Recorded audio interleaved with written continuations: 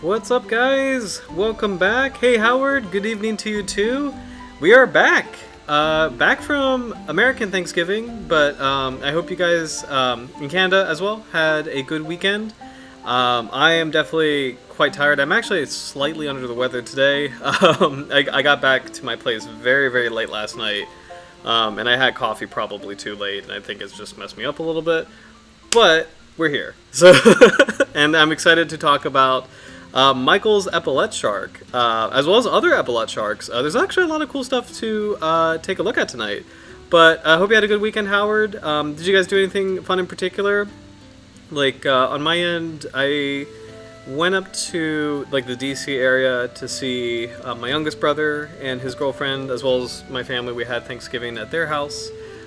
And then went over to my girlfriend and celebrated Thanksgiving at her place, and it was really cool. Like, good, like, family vibes, and just like a lot of fun, a lot of traveling, but a lot of fun. So, yeah, I hope you had a good weekend, and thank you so much, also, by the way, for this beautiful drawing of Michael's Epaulette Shark. So we'll break that down in a second. So I have like a cup of like honey tea to kind of feel better, but. But anyway, really exciting news before we kind of get started with the stream and get started with the shark. Like, we have a special guest returning for our holiday special, which has an official date, December 18th. So Monday, December 18th is going to be the 2023 holiday special for our live stream. And what's going to be really cool is that it's not going to be a shark. We're not going to be focusing on a specific shark. We're going to review all the species that we covered through art. And their guest is going to be Jess Myers, who you remember, if you remember, she was on the Tiger Shark stream. Awesome marine outreach specialist and marine educator, and also like just works with like sharks and also marine plastic pollution. But very, very talented artist as well. So we are going to actually have a wonderful presentation of all the art that has come in this year for the Dr. Jaws live stream. So it'll be a really wonderful way to celebrate our community and kind of celebrate all the sharks that we covered this year. And, you know, it's going to be just this wonderful kind of accumulation of everything for 2023. So I'm very excited about it. It's going to be a really fun vibe.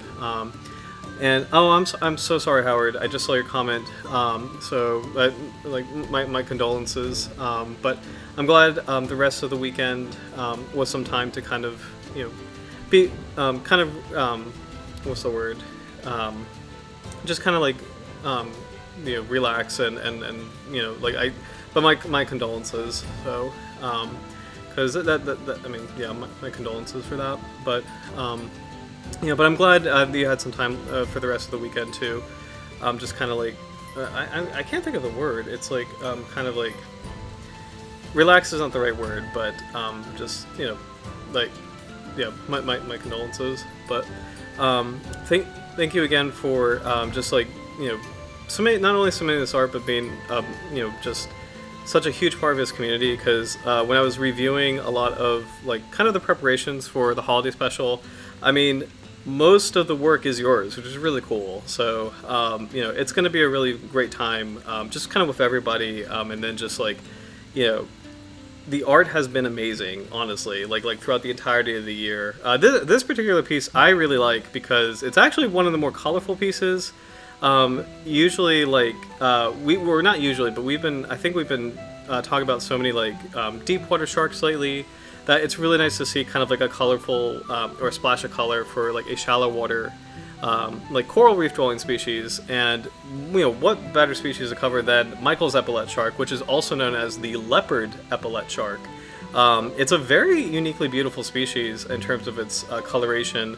And Howard, I think you really nailed the pattern on the body, because the differences between epaulette shark species can be kind of hard to spot. And I pulled up some really cool papers tonight comparing different species in detail and kind of isolating like what the differences are. So, but I really appreciate like the actual epaulette. You capture that it's not like a perfect circle. It's kind of like more amorphous than that. which is unique to Michael's Epaulette Shark, and then also the rosettes that give it its alternative name, the Leopard Epaulette Shark.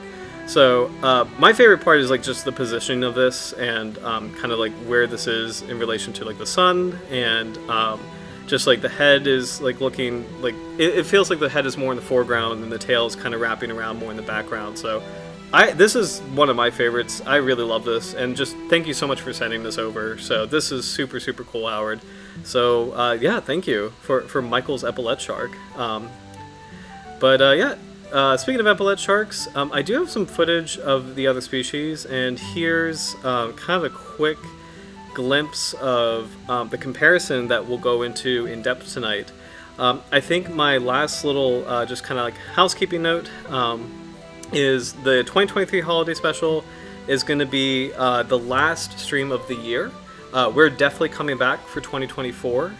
There is going to be just a holiday hiatus period where between or after the holiday special, for me personally, I'll just be with family, and then I will be back mid-January. So just as a heads up, there will be a small hiatus period, but we were definitely back for 2024, and maybe some fun changes to kind of the format for 2024. So nothing official yet, but I'm just kind of like reconsidering some things and seeing like what we could do to, you know, make it better and have more fun.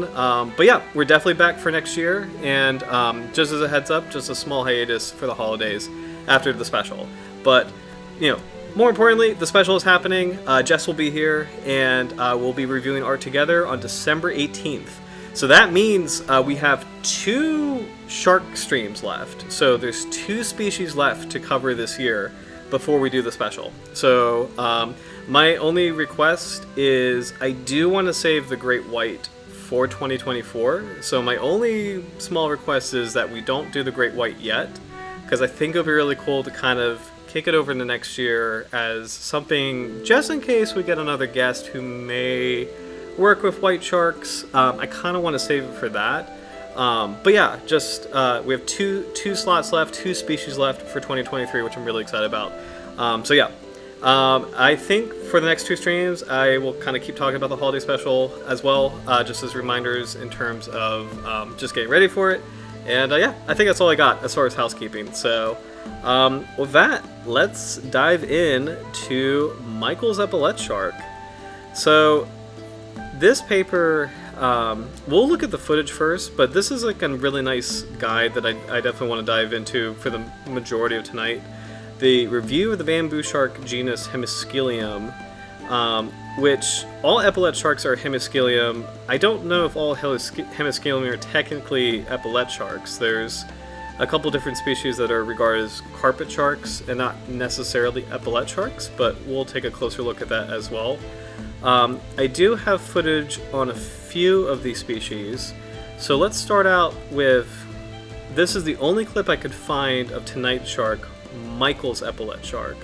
So it's not in habitat footage, but it's still at least a glimpse of what this shark looks like, and it is beautiful. Like just this beautiful pattern, like just this like leopard spotty pattern. You can definitely see why it gets its alternative name. Let me go ahead and slow that down a little bit. Let's make that slower. Oops.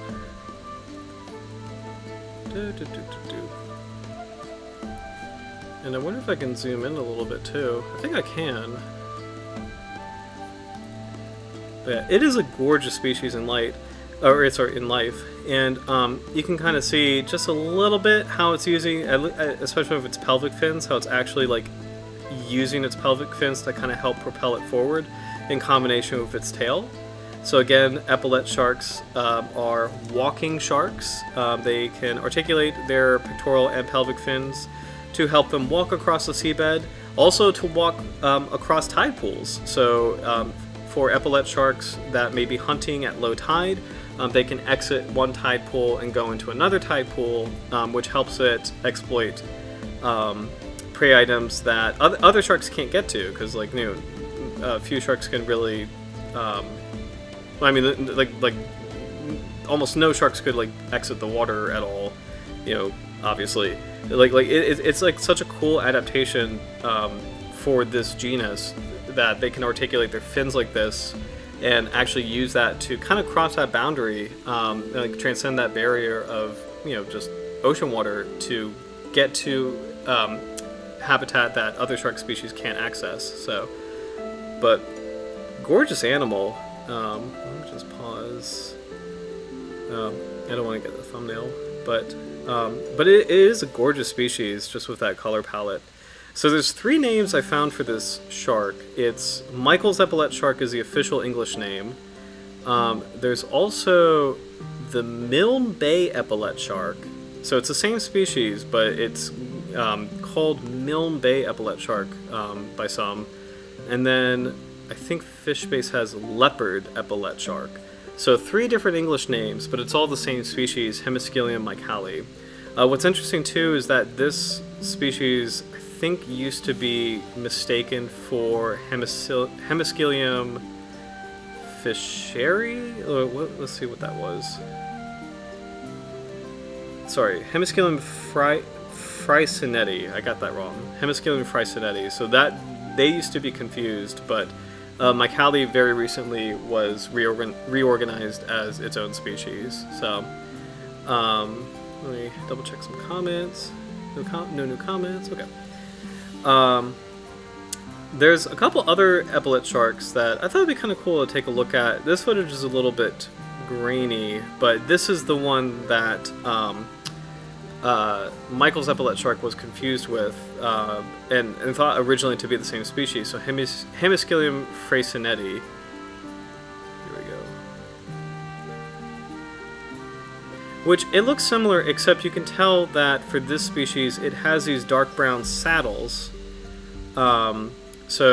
And Michael's epaulette shark has just like this pretty uniform pattern of spots. So that's something that kind of distinguishes these 2 species. As far as like a color pattern. This is really cool that presumably it looks like this individual is hunting.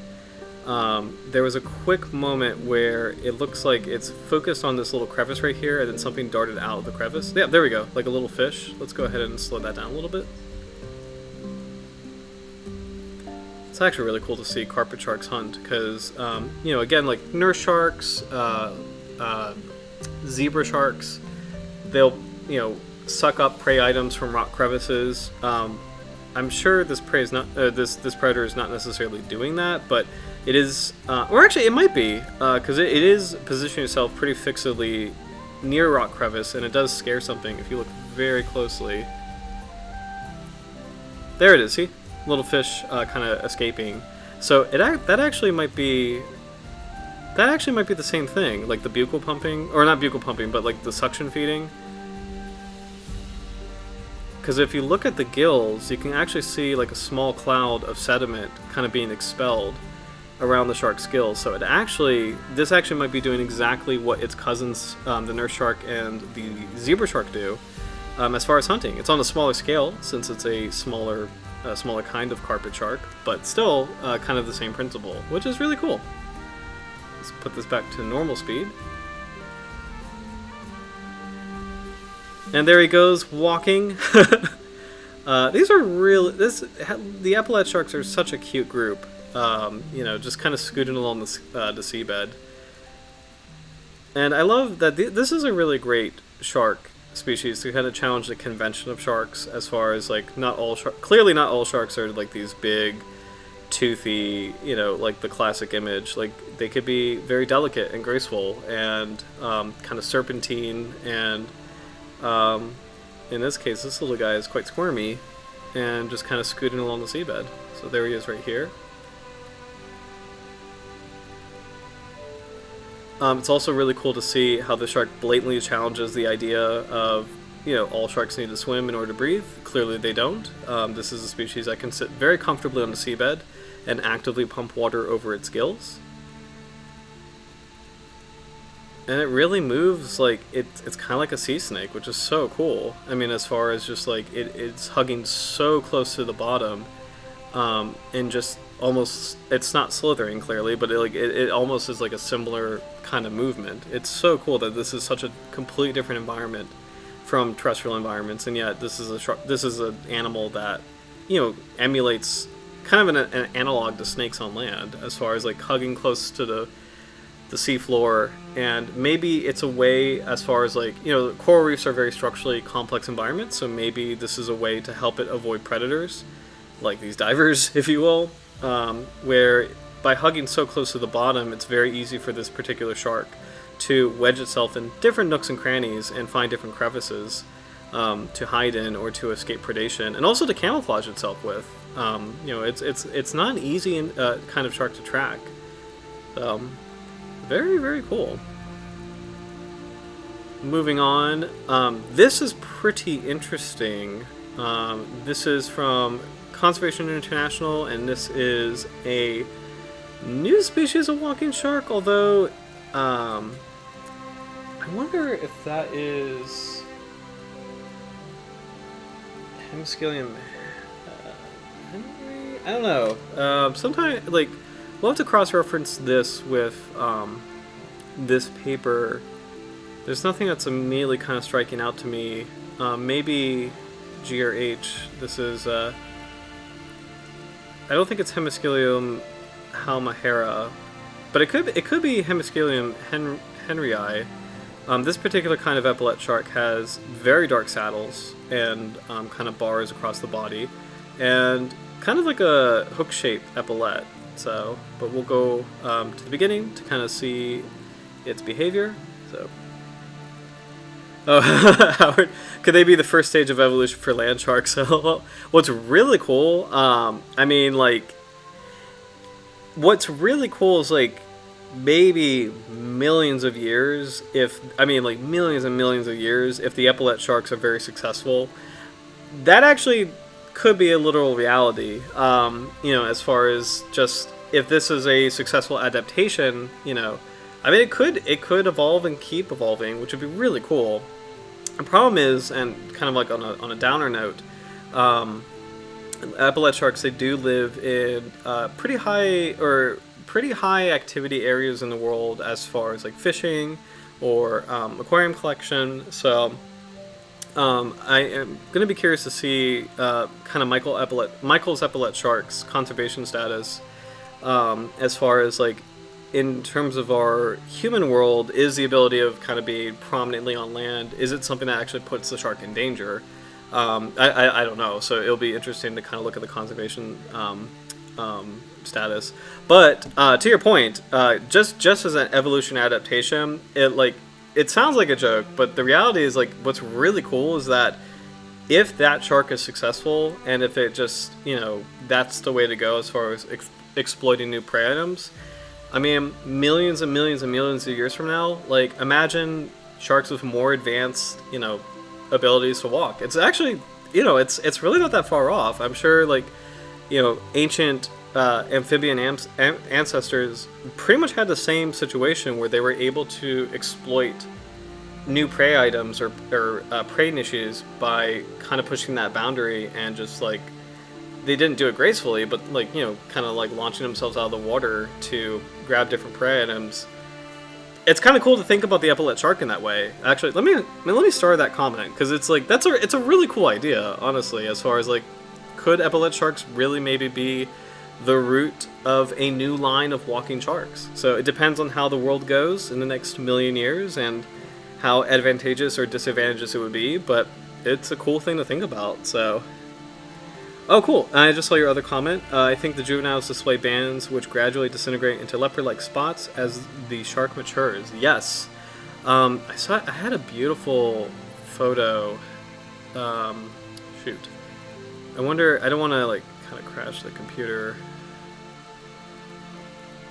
I had a really beautiful photo of this particular species, juvenile stage, somewhere. Let's see if FishBase has this.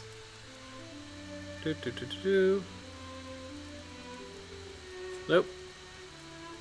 I appreciate FishBase's new logo. It kind of freaks me out a little bit. It used to be like a goldfish, and now it's this like modernized, flat thing. You know, FishBase is catching up with the times. So, I know I found this on Wikipedia. Michael's Epaulette Shark. Also known as the Leopard Epaulette Shark again.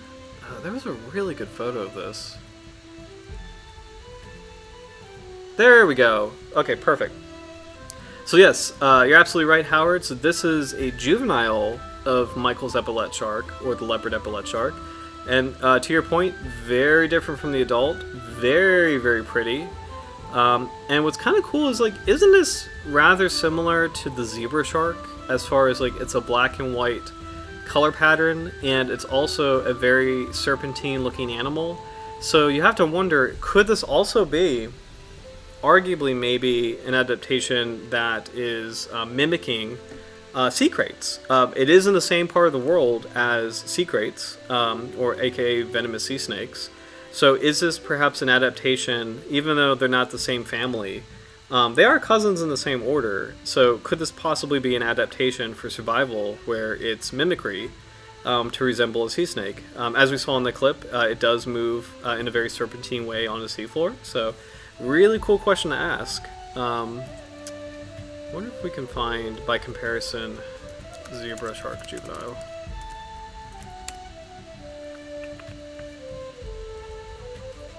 Yeah, because just by comparison, different density, there's definitely much more white. Like the black bars are smaller than the white bars. Zebra shark, it's a lot more refined, sharper looking pattern too. The black bars are much thicker. But you have to wonder, I mean, even from a distance though, like there's definitely this interesting alteration between black and white going on with these serpentine looking sharks.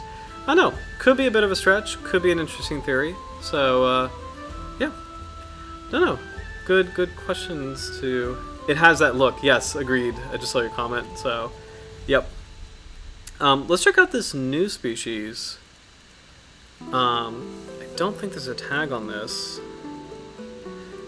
Sorry, let me pause on this, because I do want to see the comments. Oh, there we go. The animal has been dubbed Hemiscyllium halmahera. Okay, got you. So that one is the Halmahera Epaulette Shark. So, okay, so this clip is from 2013, but it looks like they classified it and gave it a name already. So the Halmahera Epaulette Shark. So, very pretty. There it is again, there it is exemplifying the classic epaulette shark walking behavior on the seafloor. It's kind of cool to see it do this, because you would think that swimming would be maybe more energetically efficient than walking and articulating the fins like this, but then again, it's very cute, so no complaints or arguments there.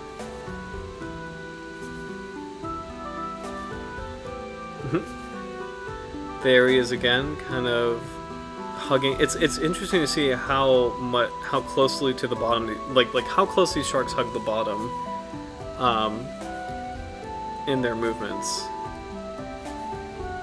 And I can only assume that it could be a way to maximize finding prey, like invertebrate prey, like, you know, like worms or amphipods, but I also kind of wonder how much of it is predator, like avoiding predators. I wonder how much of it is really more kind of a way to do that. Like in this example for this clip, it definitely looks like it's foraging, like looking for something. Sorry, it has a cute face. These are very, very...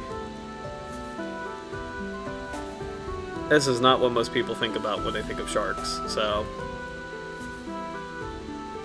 And this may also be foraging behavior.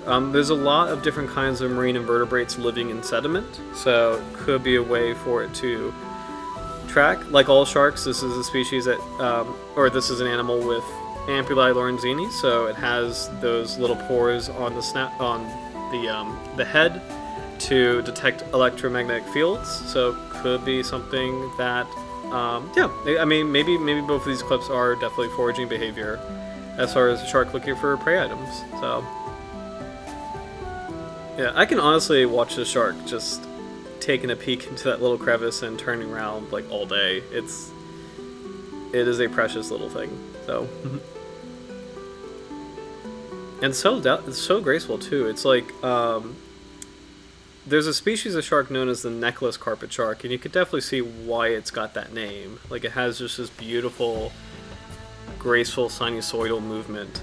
Yeah, this is definitely it's one of the prettiest groups of sharks. Just carpet sharks in general, Erectolobiforms in general, arguably maybe some of the most beautiful sharks in the world. So. This is so this is also Hamahera. This is Hamahera Epaulette Shark. It's the same species as that previous clip. These spots look a little bit. There seems to be more of like white spotting on this particular individual, even though it still has those like dark saddle marks. So. Oh, it's a nice shot of the head.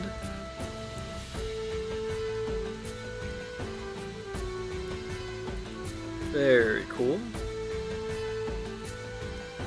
Just chilling out on the seafloor.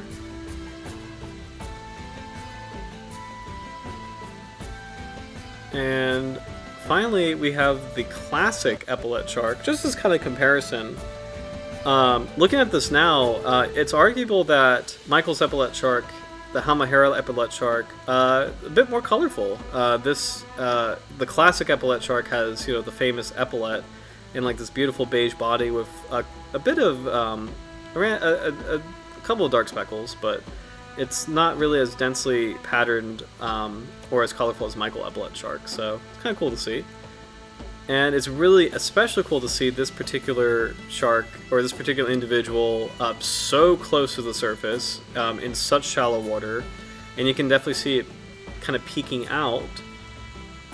And it's not in duress. It's not in any way, shape, or form, in a bad situation. This is what the species has evolved to do. It is very comfortable foraging in shallow water tidal environments. So it's perfectly fine just taking a quick glimpse out of water, looking for different areas to look for prey.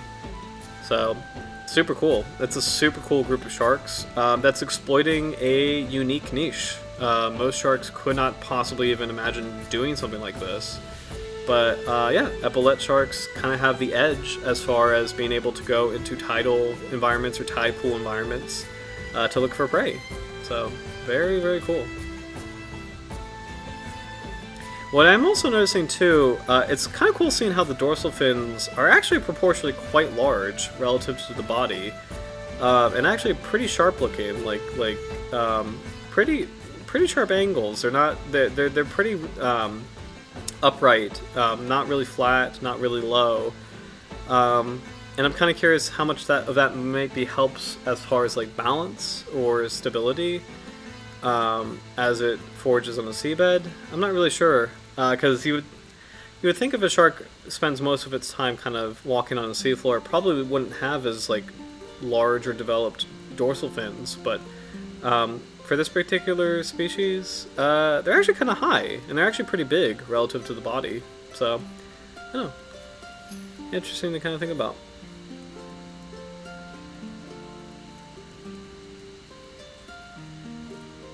Alright, so these are beautiful species, or beautiful group of sharks. Let's take one last look at tonight's species, because I think we did the epaulette shark earlier this year anyway. But this one again is Michael's epaulette shark, aka the Leopard Epaulette Shark. Very, very, very colorful cousin of the classic epaulette shark, which I'm almost certain we actually did earlier this year. And we'll learn more about this particular species tonight, but I think since it is kind of recently described, it will be a good gateway to more information on epaulette sharks in general. So, alright. So let's check out FishBase. Michael's epaulette shark was described in 2010, so very, very recent. It's also a fun fact, the year I started college, so LOL. It's a long time ago. Leopard epaulette shark, Michael's epaulette shark. Let's see. Michaeli, the name is in honor of photographer and aquarist Scott W. Michael, who brought the difference between this species and Hemiscyllium freycinetti to the author's attention. and for contributing information and photographs to the senior author's research on Indo-Pacific fishes. So again, Michael's Epaulette Shark, which in this particular guide is in F, right here. This one is Michael's Epaulette Shark, was confused with the species Freycinetti, which is the Indonesian speckled carpet shark, which is in A. So let's take a closer look in terms of like why these two maybe got confused and what makes them separate. So the Indonesian speckled carpet shark definitely has these like little rosettes. Definitely has some saddles. Kind of has like a this is not a scientific term, but like a sad looking spot, but that's not scientific at all. And then Michael's Epaulette Shark, a much denser assemblage of rosettes or spots, kind of a bolder looking epaulette, and yeah, it definitely has more of a densely packed spotting pattern, whereas the Indonesian speckled carpet shark has the bars and a few spots here and there, but just not as extensive in the body. So I'd be kind of curious as we learn more about the differences between these species. And again, these are all different species of epaulette shark, and you can definitely see that they look different, but as far as identifying the difference, it's kind of hard to do. It's kind of hard to describe in words, you know, just because like the differences and as far as the patterns go are a bit more subtle than what immediately comes to mind. So, but going back to fish base, let's see. This particular species lives between 2 and 20 meters, so that's a very small range in tropical coral reef environments. Let's see. Short description. This species was previously confused with the Indonesian speckled carpet shark, which is restricted to Papua Barat province in Western New Guinea, Indonesia. The two species differ primarily in color pattern, which provides the best means of separating the various members of the genus. Both species have a profuse covering of brown spots with a large black or brown ocellated marking on the middle of the side, just behind the head. The spots of H. michaeli, so Michael's Epaulette Shark, are generally denser, larger, and distinctly polygonal, remarkably similar to the spots of a leopard. In contrast, those of H. Freycinetti, or the Indonesian speckled carpet shark, are round to transversely elongate and are darkened at regular intervals to form 8 to 9 bars or saddle-like markings, including those on the tail. The difference in spot pattern between the two species is particularly evident in the head region. So let's check out the heads. And I think you can see that here. So Michael's Epaulette Shark's head definitely looks like, you know, a big cat, as far as like just these beautiful dense spots right here. And then the Indonesian speckled carpet shark, the spots are a lot smaller and less densely packed.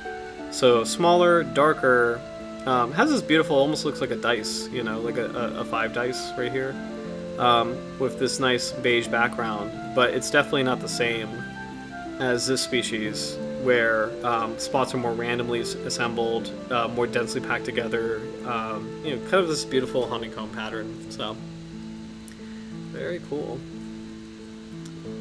Let's go back to fish base. In addition, H. michaeli possesses a vivid ocellated black spot behind the head, whereas the black spot of H. Freycinetti is generally not well defined. So that's the scientific way to say sad. So when I said sad spot earlier, sad spot right here, vividly defined spot right here. So there we go. Comparison of the mitochondrial and D4 gene also supports the species level separation of these species. Awesome. So it's really cool to see that phenotypically the color patterns are different, but then when they took that extra step and look at the genetics between the two species, they were able to kind of confirm that yeah, these are not the same, they don't breed together, they're genetically distinct enough to be entirely different species. Super cool. Take another cup, drinking my honey tea, I definitely need it. And we're getting my energy though. I was like dragging this morning though, but we're getting back, because I always pick up like talking about sharks. So, biology usually encountered on coastal fringing reefs and patch reefs during night diving, although it is sometimes seen during the day, sheltering under rocky outcrops or tabular corals. Very, very cool. And not much else on fish base, but again, fish base is very scant on information usually. Great website to find your fish, but not really a lot of information once you find it. So, for conservation, it looks like on the IUCN Red List, Michael's Epaulette Shark is vulnerable. This is kind of wild to see this. That's a very specific number of mature individuals right here, like as far as having like an estimate of a population size. So it's about 48,000 individuals. So think of a city that might be that big, you know, like off the top of my head, in Virginia, I don't know, Fredericksburg maybe, like not a major city, you know, 50,000 individual or 48,000 individual sharks. And this is for the entire species, which is kind of wild. You know, feel free to leave a comment on a city of comparable size, kind of near where you guys live. I'm really curious now. I feel like I'm giving Fredericksburg too much credit, by the way. Sorry, I'm kind of going off a tangent, but now I'm very curious about how many people live in Fredericksburg. Yeah, Fredericksburg is smaller than that. Let's try Charlottesville. And then, if that's a small city, then I'm going to give up. Blah, blah, blah, blah.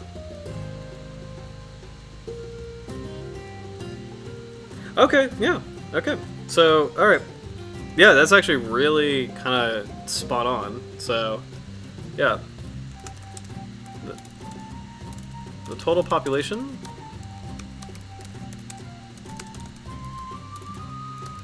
of Michael Epaulette sharks, or Michael's Epaulette.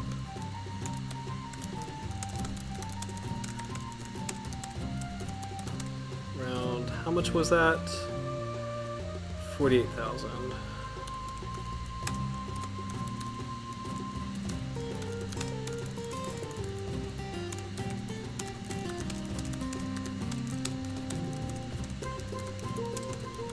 Okay, really random, but feel free to comment or leave a comment of a city in your province or state, or just a city that's close to 48,000. Because I just think it's kind of fascinating when you think of the world population of this particular species is nearly about 48,000 individuals. In my home state of Virginia, that's close to Charlottesville. I don't know if you've heard of Charlottesville or been to Charlottesville. Very pretty. UVA is there, but yeah, it's kind of wild to think that. In that one, like the number of individual humans in that one city is the equivalent of the number of individual Michael's Epaulette sharks in the world. So kind of crazy to think about.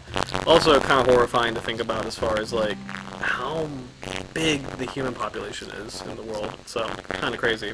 But anyway, random tangent. Feel free to comment a city near where you live as far as population numbers. So, but it's kind of cool to see as far as the map range goes.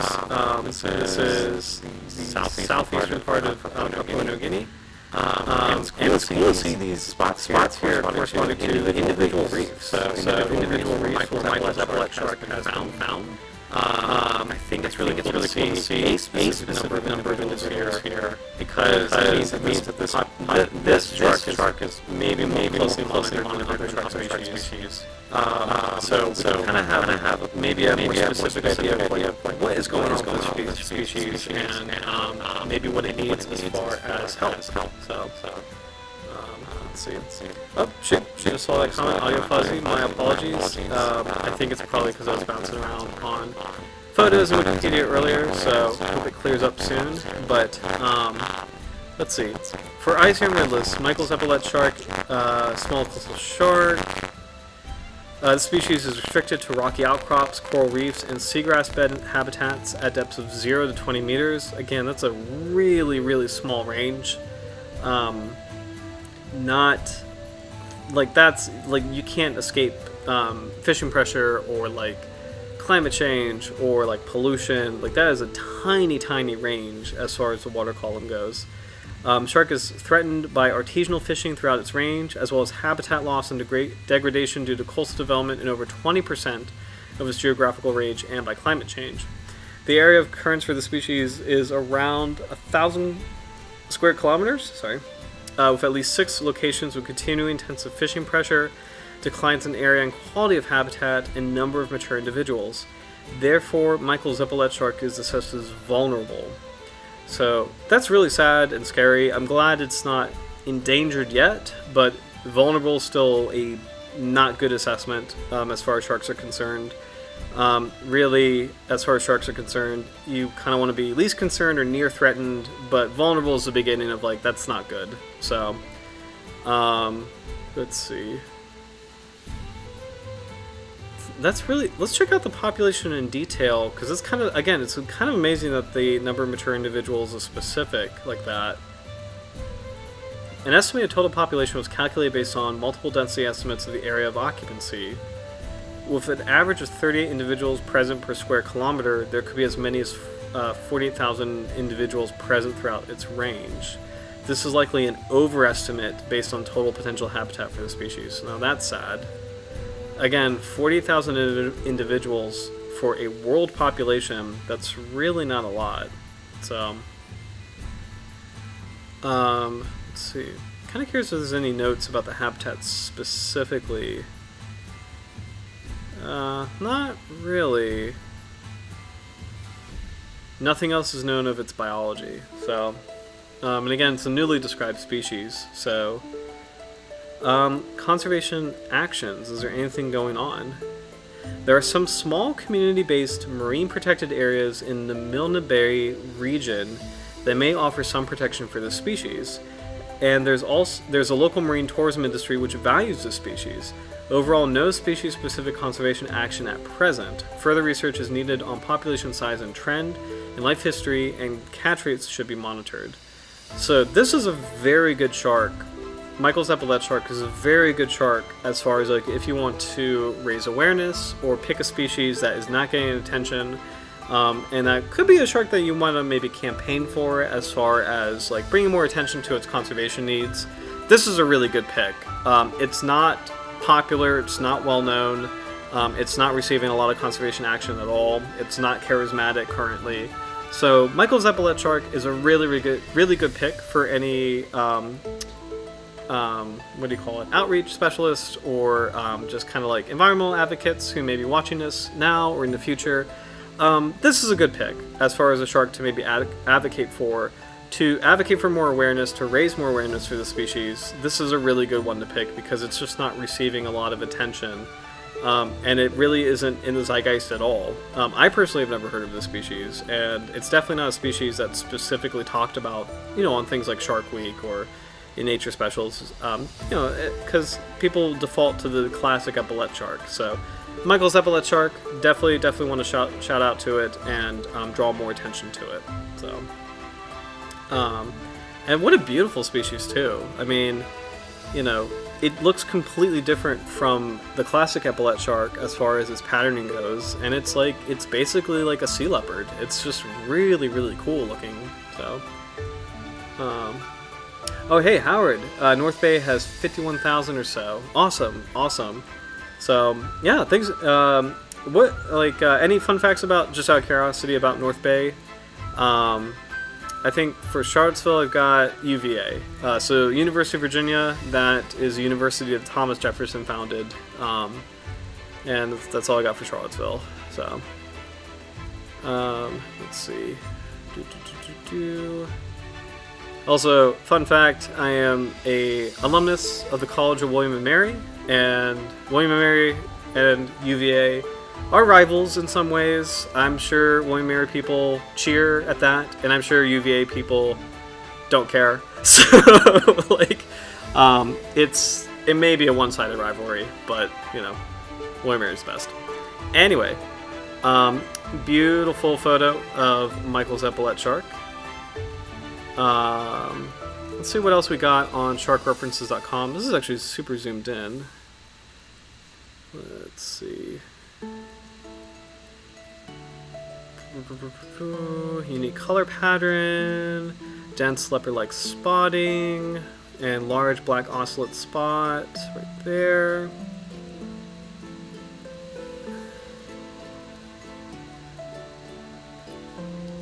As far as like these notes about its unique color pattern, I do want to save it for this particular study that will go into it in detail. Okay, yeah, we'll wait for that study that goes into it in detail. Yeah, no other real cliff notes on sharkreferences.com, so let's just take a look at some beautiful photos of Michael's Epaulette Shark.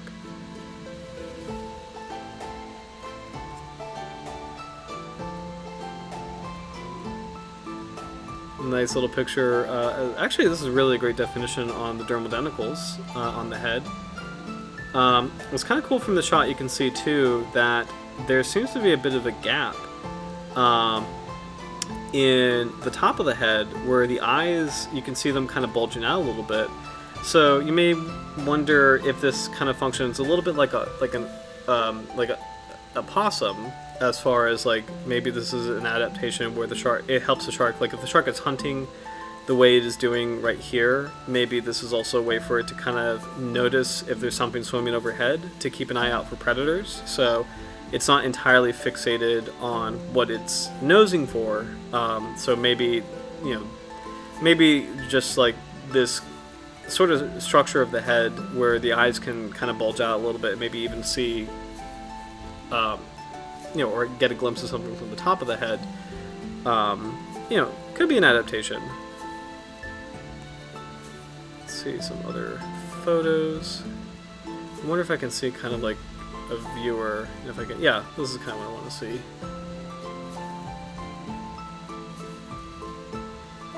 Okay. Great shot of this shark. Really cool shot of just, again, these like beautiful like leopard-like or jaguar-like color pattern right here. Also, very nice shot of this beautiful slit eye right here. So this is a highlight environment, so the shark's eye is, or the shark's pupil is acting kind of like a cat's eye, where it's like a slit right here. In the previous photo, I'm assuming it was like kind of more of a dimly lit environment, where the pupils are definitely dilated and larger. So, very cool. Really cool distant shot of Michael's Epaulette Shark walking on the seafloor. Let's see.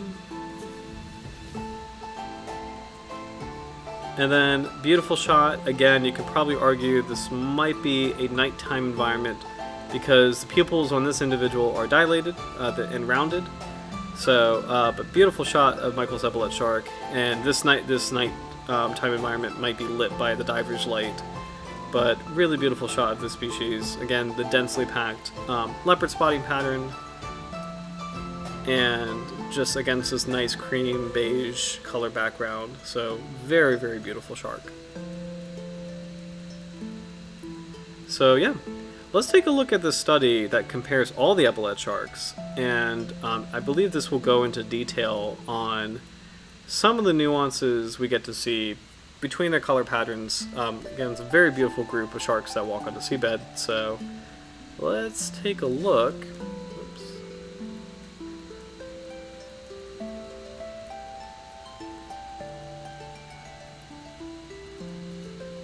Oh, cool. Howard, North Bay was an important indigenous canoe route that was later used by the voyagers. Very cool. I did not know that, actually. Very awesome. Thank you for sharing. Super, super cool. I started to watch, have you ever seen, oh man, it was like, is it Canada, The Story of Us, or is that, there's a Canadian, I think it's free on YouTube, unless someone pirated it, I totally forgot, but it's like a Canadian history documentary, and it's like late 90s, maybe mid 2000s. I started watching it, I haven't finished it yet, but, what was it called? Is there like a famous documentary on Canadian history out of curiosity? I thought it was called Canada, The Story of Us, or like Canada Story, or something like that. I'm just kind of curious if you've heard of it. Cause yeah, I started watching it. Yeah, it was very interesting. But let's see. Review of the bamboo shark genus Hemiscyllium by Jared R. Allen, Mark V. Ederman, William T. White, Fami and Christine L. Dudjian. So, the bamboo sharks, genus Hemiscyllium, comprise a group of 9 species, mainly restricted to New Guinea and northern Australia, including islands, reefs, and shoals separated from mainland areas by shallow seas. This sounds like such a beautiful environment, by the way. If anybody's watching kind of from this area, just like, it just sounds like, it actually kind of sounds like paradise in terms of like, I mean, I've never been, but just tropical water, shallow seas, beautiful diversity of coral reefs. If anyone has ever been there or is able to go there, it sounds amazing. I know for birds, I think around that area, one of the highest biodiversity hotspots for birds is kind of around this area. And just in biodiversity in general is so rich in Indonesia and New Guinea. So yeah, it just that sentence just sounded heavenly. So, but anyway, the Indonesian island of Halmahera is the only location lying outside the core region as inhabited by these sharks. The 9 species in the genus are reviewed with their approximate distribution documented as follows. Hemiscyllium freycineti, Raja Ampat Islands, West Papua. Hemiscyllium galei. Sendera Wasibe, West Papua. Okay. Hemiscyllium halstromi, Torres Strait, Australia, and Southeast Papua New Guinea. Hemiscyllium Halmahera, Indonesia. Hemiscyllium hanrei, vicinity of Triton Bay, West Papua. Hemiscyllium michaeli, so R shark, Milne Bay Province, Papua New Guinea. Hemiscyllium ocellatum, northeastern of Queensland, Australia. Hemiscyllium strahani, central coast of northern New Guinea. And Hemiscyllium trispeculaire, beautiful name, northwestern Australia and Aru Islands, Indonesia. The most reliable means of identification is color pattern. This is really cool, by the way, because this kind of breaks a rule for sharks for the most part. For the most part, you really should not be using color as far as identifying sharks. However, it's really cool that for this particular group, like Hemiscyllium, you know, it's perfectly valid. And it's the only way to do it. I just think it's really cool. It's kind of like Pirates of the Caribbean, where it's not really rules; it's more like guidelines, you know. But yeah, as far as a guideline, color usually is not a good way to identify sharks. But for example, like most Carcharodontis are just gray, dogfish are just like brown. Like it's just you can't really use color to do it. But for this group, it's really cool to see that this is the exception. You know, it's just I think that might be the first time I've ever seen that. Actually, the most reliable means of identification is color pattern. It's really cool. So, in combination with geographic distribution. Morphology is less useful due to considerable morphological variation, mostly reflecting the highly variable condition of preserved specimens, and meristic comparisons are limited by mostly small sample sizes. Therefore, a key to species based on color patterns presented, as well as comprehensive illustrative coverage for each species. This is a really cool study, actually. Oh, Howard, very, very cool. The snaggletooth shark can be found there as well. Good call. That was one of our first sharks we've done together. So, super, super cool. Alright, so we won't read the introduction. We'll just kind of go through and scan through maybe some of the key notes as far as color identification. Don't need the materials and methods. Don't really need this. So let's take a look at which shark is which. Let me zoom out so I can kind of... And I have with me our trusty copy of Sharks of the World to kind of help with identification. So figure A is the Indonesian speckled carpet shark. Figure B is the Papuan epaulette shark. Cool, cool, cool. Figure C is... Gale's epaulette shark. Okay, so not Gale Lewis, different Gale, but Gale's epaulette shark. Figure D is Trispeculaire, the speckled carpet shark. That one's actually really pretty, and I love the name, Hemiscyllium trispeculaire. That's actually a really beautiful Latin name. But speckled carpet shark, that's actually a pretty unique pattern. You kind of have this like almost hexagonal honeycomb shape going on over here, but then there's these really tightly packed tiny dots and speckles on the body. Very cool, very, very pretty. E is, sorry, where are we? Oh, that's the classic one, isn't it? Yeah, the epaulette shark. So figure E, the biggest one, is the classic epaulette shark, the one that you see in aquariums around the world, the one that is featured on like Blue Planet and Discovery Channel. Like figure E is like kind of like the template species, like the star species. So for this group, so it's the classic, just epaulette shark. So. F is Michael's epaulette shark, also known as the leopard epaulette shark. So F is tonight's species right here. G is, let's go back. What is G? Oh, Halmahera epaulette shark is G. So this was the newly described species. In that cool little clip where it says newly described species, it's this one, figure G, Halmahera epaulette shark. So very cool. Figure H is, where is this one? Henry's epaulette shark. And finally, figure I is the hooded carpet shark. So, okay. So hooded carpet shark is figure I, speckled carpet shark is figure A, everything else is described as a kind of epaulette shark. It's kind of interesting that that's what's going on here. I'm not sure. Yeah, interesting. Because I can see why the hooded carpet shark is called the hooded carpet shark, because there really isn't a distinct epaulette on the body, like that big dark eye spot that doesn't really exist, or it's very, very small. And for figure A, the Indonesian speckled carpet shark, I described it as quite sad, but like, I don't know. For Gale's epaulette shark, it looks really not distinct at all. So let's keep moving forward. Or actually, before we do, I kind of think the most distinct looking is the hooded carpet shark.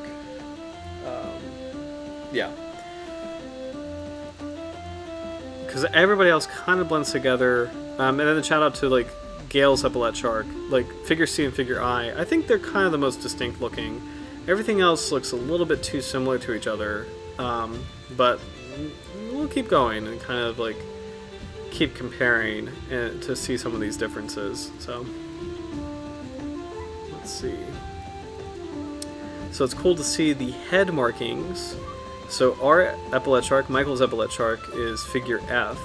And it is actually, again, really cool to see these beautiful leopard spots. And there's nothing else that really looks like it, because there's nothing else with like that nice white background with these big, thick, dark blotches and the like kind of encircling the head. Figure A is the one that it used to be confused with, but you could definitely see a difference. Like when you compare them like this, figure A has like smaller looking spots, a little bit less like kind of like more loosely aggregated, whereas this is a little bit more tightly packed together, and the spots are a bit larger. So it's cool to see such variation. Again, the hooded carpet shark, figure I, very distinct looking. I actually really like the color pattern on this. Very, very cool. And then the classic epaulette shark is figure E right here. So yeah. Which one is your favorite, by the way? As far as like kind of like looking at these different heads, is there a particular color pattern that any of the viewers like, just out of curiosity? I genuinely love Michael's epaulette shark here, but I actually might say the hooded carpet shark, figure I, down here is probably my favorite. It's such a unique look.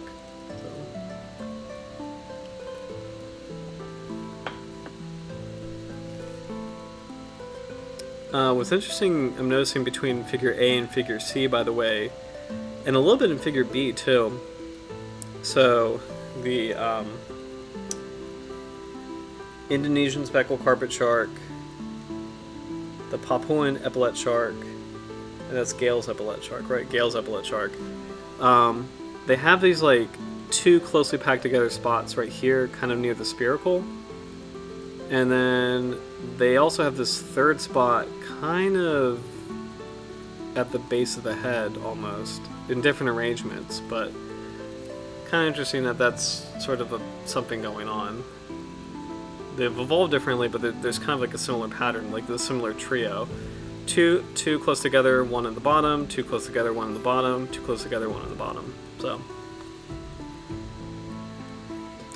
Howard says F and D are interesting. So yep, the Michael's Epaulette Shark and Trispecularis. That was, which one was that? Speckled Carpet Shark. Yep. So good picks, because like yeah, I again I love Trispecularis' name too. But yeah.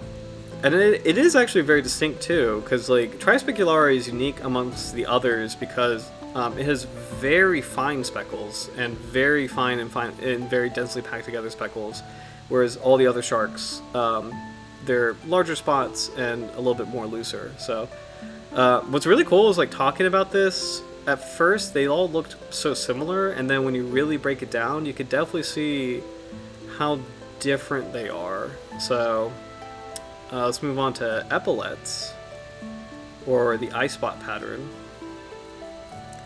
So F is, yeah, Michael's Epaulette Shark, so it's figure F right here. I kind of regret that the official English name is Michael Epaulette Shark, honestly. I kind of wish the official name was the Leopard Epaulette Shark. It probably would be kind of confusing, I guess, you know, when you think about like leopard sharks, and that zebra sharks are called leopard sharks too, but at the same time, Michael's Epaulette Shark, that doesn't really tell us anything as far as like this beautiful color pattern. Like, I kind of wish it was not named after a person. I wish it was kind of named something else, but you can see that actually Michael's Epaulette Shark might have the largest epaulette ever relative to like the body size. It actually might be the biggest, which is really cool. The figure D, the Trispecularis, the speckled carpet shark, very unique pattern too. The white kind of fringe around the epaulette is actually very large. And then yeah, that, you know, scattering of like tiny spots around it. Gale's Epaulette Shark, it's not even an epaulette, it's not even there. Very, very faded looking. G was Hamahera, the Hamahera Epaulette Shark, also very faded looking. So yeah, very interesting to compare these.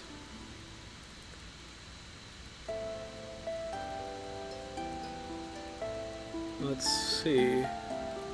Here's a very cool distribution map.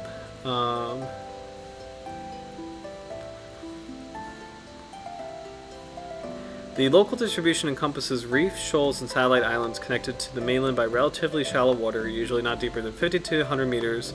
Since these sharks are generally unable to cross deep water barriers, even if the distance is only a few kilometers. Given their benthic reproductive mode and limited swimming ability, poor dispersal capability is a likely explanation for the highly restricted distributions of most of the species. That's really cool. So it looks like these little sharks can't really cross the barriers between reefs. So it's kind of cool to see how distinct the distributions are. So our shark, Michael's Epaulette Shark, is here, again in this part of eastern Papua New Guinea.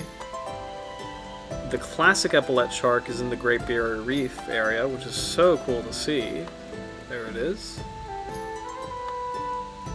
Trispecularis, the speckled carpet shark, which you pointed out, Howard, northern Australia, has a pretty large range actually. Very cool.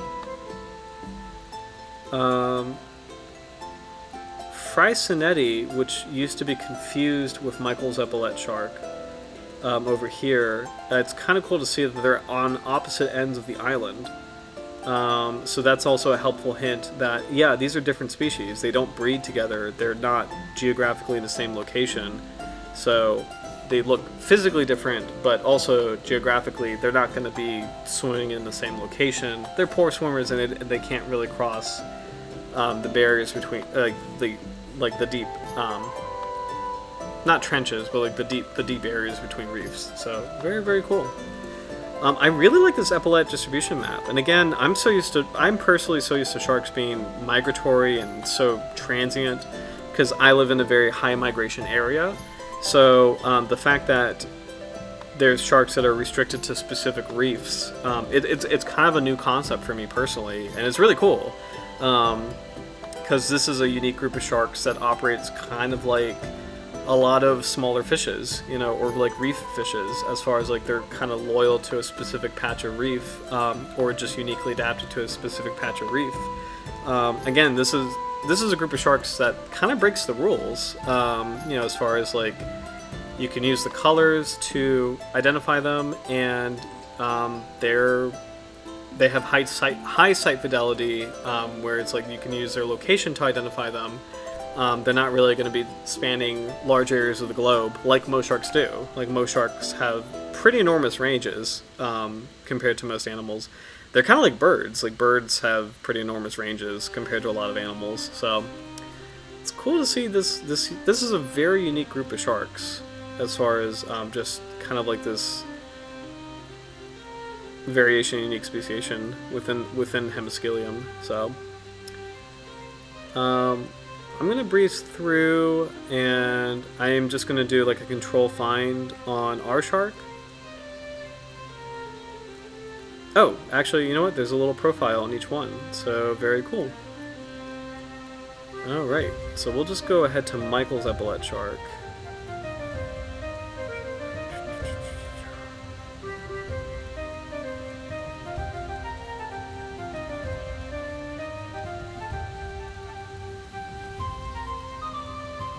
Wow, and look at all these different English names, because this is Gale's Epaulette Shark, but it's also known as the Cenderwallish Bamboo Shark. It's actually kind of crazy how different these names are. And this is why you need scientific names, like, because they help standardize things, and they really help with, like, making sure you're talking about the right animal, so... I'm just, again, scanning ahead to our guy for tonight. Oh, that's cool. Ooh, wait. Oh, wait, this is really cool. I just want to zoom in. This is not Michael's Epaulette Shark stuff, but I do want to zoom in on this. What is this? Oh, sorry. Paleogeographic reconstruction of the Southwest Pacific, adapted from Hall 2002, showing proximity of pre-Halmahera Island arc fragments 24 million years ago, yellow arrow at the left, and present-day position, yellow arrow at the right. Oh, that's really cool. That's actually really nuts. So in this particular example, this island area, if you kind of look at this relative to this tip of Australia right here, and then you look at it present day, like how much it's moved left of that area, that's actually kind of crazy. As far as like the amount of shifting that has happened, that's really cool. Very, very cool diagram. So.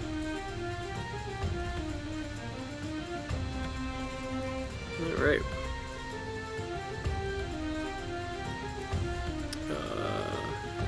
Zooming out. Want to get to Michael. There it is. Okay. Hemiscyllium michaeli, Michael's Epaulette Shark. Let's see. Diagnosis. A species of Hemiscyllium distinguished by a unique color pattern, particularly in a combination of dense, leopard-like spotting on the body and a conspicuous postcephalic marking consisting of a large black ocellated spot in the middle of the left side, so right here, just behind the head.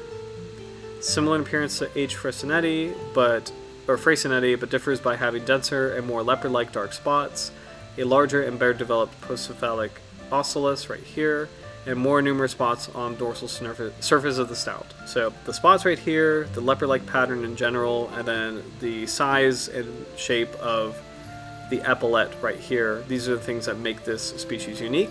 So if you want to make sure this is Michael's Epaulette Shark, just make sure it looks like a leopard, and it has this unique pattern of spots on the snout, and it has like a large epaulette right here. So, and with that information, let's take another look at that clip we saw at the beginning. I think this passes for Michael's Epaulette Shark. Definitely has a leopard spotting. Definitely has a very distinct oscillation here, epaulette here, and it has a dense spot pattern at the top or at the head. So, yep, I think this individual checks out. So it's not just like the YouTube description. I think this is definitely correctly identified as Michael's Epaulette Shark.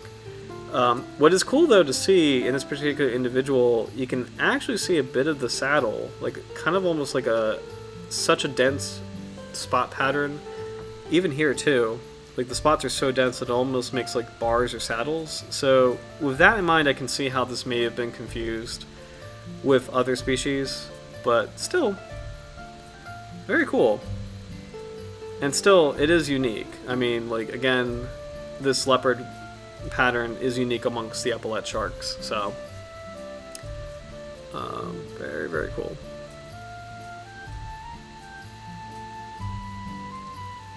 Oh, nice picture here. And actually you can kind of see a little bit of that dark saddle pattern going on a little bit here and here.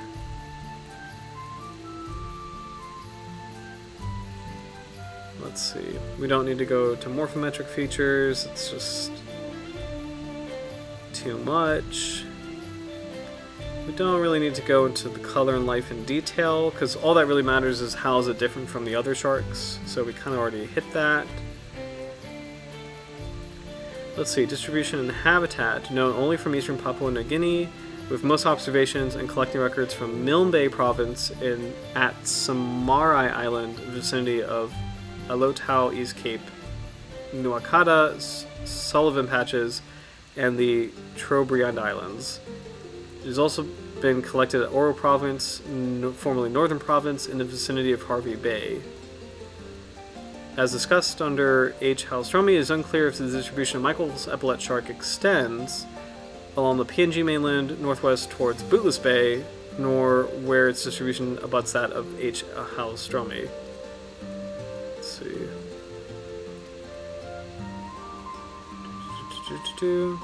This species is typically encountered on coastal fringing reefs, in patch reefs while diving at night, though it is sometimes seen during the day, sheltered under rocky outcrops or tabular corals. The known depth range is approximately 2 to 20 meters. This is actually a really cute picture, by the way. Look how the shark is standing on its fins. So it's actually kind of propping itself up. I think this came up in our original epaulette shark video, by the way, where epaulette sharks will do this. They'll kind of stand on their pectoral fins, and I forget if that was like a defensive posture or kind of like a mating posture, or if that was an aggressive posture. I forget exactly why they do that, but I'll have to review that clip from the other stream. So let's see. Etymology. The species was named in honor of Scott W. Michael, an avid shark enthusiast, author, and underwater photographer, who was the first person to notice the difference between this species and H. freycinetti. So, I mean, it is good that it is honoring his name, but again, really, for animals, you really shouldn't name it like that. You really should name it based on what is a characteristic that's attributed to the animal itself, you know, so, and honestly, I don't blame people calling it the Leopard Epaulette Shark. I mean, it's kind of a more accurate name, really, so, but anyway.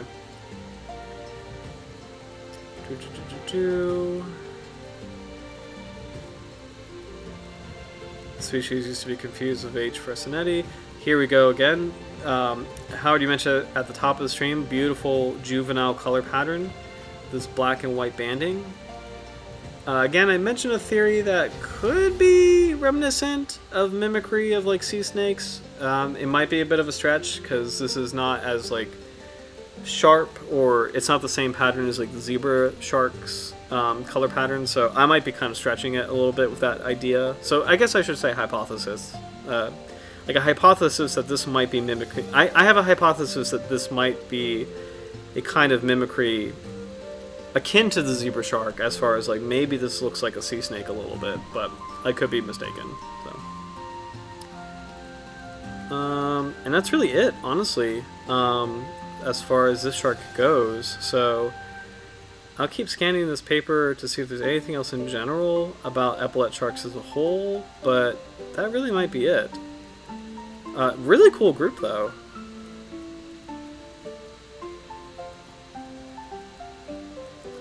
While I'm doing this, by the way, just because I mentioned at the top of the stream I'm feeling a little bit under the weather, might end a hair earlier tonight, and if so, might be a good idea to think about sharks for next week's stream. If there's a particular species you want to cover for next week, please leave a comment in the chat, and we'll have that for next week.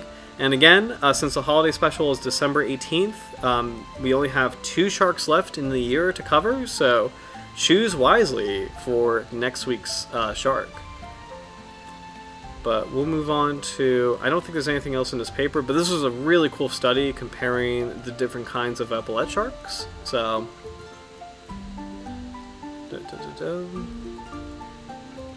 I want to go back to that kind of top page, comparing all the adults together. And also, it is really cool to see that they have a dichotomous key. So again, as a refresher, dichotomous keys are, if you have a shark that you don't know what it is, you just take a look at the dichotomous key, which gives you 2 options, and you choose the option that best fits the particular individual shark that you are working with. And it's kind of like choose your own adventure, so you kind of follow the guide. For example, if I was looking at question 1 and I answered 1B, it would take me to question 2. If I answered 2B, it would take me to question 5, and then so on and so forth. So it's a way to kind of like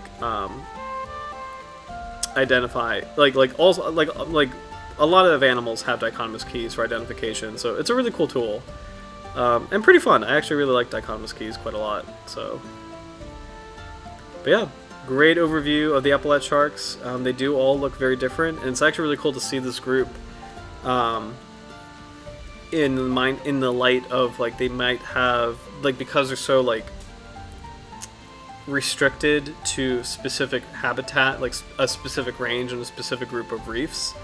It's kind of cool to see that they have evolved in distinct ways, and that, you know, you can actually use color to identify what each species is. It's really cool that for most sharks you can't do that, but for this group, they're so evolved and specific to specific reef environments that I don't know, it's just really cool to see the assemblage and kind of see, like, you know, like to kind of like look at the whole group and kind of wonder, like, why did each reef kind of have this influence on these different species? Like why did each reef, like why did these color patterns evolve, and how do they evolve in light of the unique environment that each reef provided? So it's really cool. Hey Roy, what's up? And Howard mentioned the salmon shark.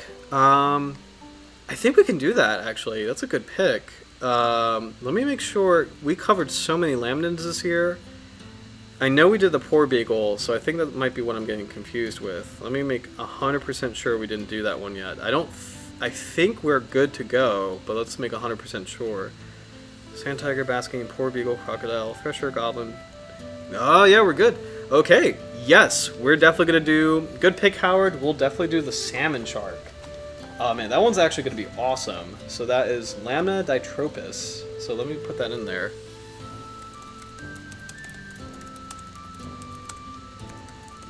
Yeah, that's also...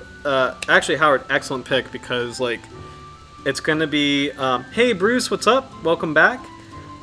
Yeah, good pick, because, like, that's going to be such a killer species to do for December. Like, next week is going to be the first stream in December, and yeah, salmon shark is an excellent pick. You know, just being the classic, like, kind of cold water shark. I believe you can find them in Alaska, actually, so that's a really good pick. So yeah, we'll do the salmon shark next week. So, hey Roy, so yeah, just to answer your question, we have our holiday special December 18th, It's going to be a special stream where we will not be discussing a single species of shark. We're going to have our dear friend Jess Myers back to review all of the art that we covered this entire year, and kind of in so doing, like, review all of the sharks we've ever covered in 2023. So it's going to be like this really cool special with Jess where we'll just kind of kick back, relax, enjoy the holidays, and talk about every single shark we've covered this year. And kind of like, look back on what the year has been, just kind of with the community and everything. So that's probably the biggest update as far as tonight's stream. So I left a little blurb at the top. So December 18th is going to be the holiday special. It will be the last stream of 2023. We will be back for 2024. So there will be a little bit of a holiday hiatus until mid-January.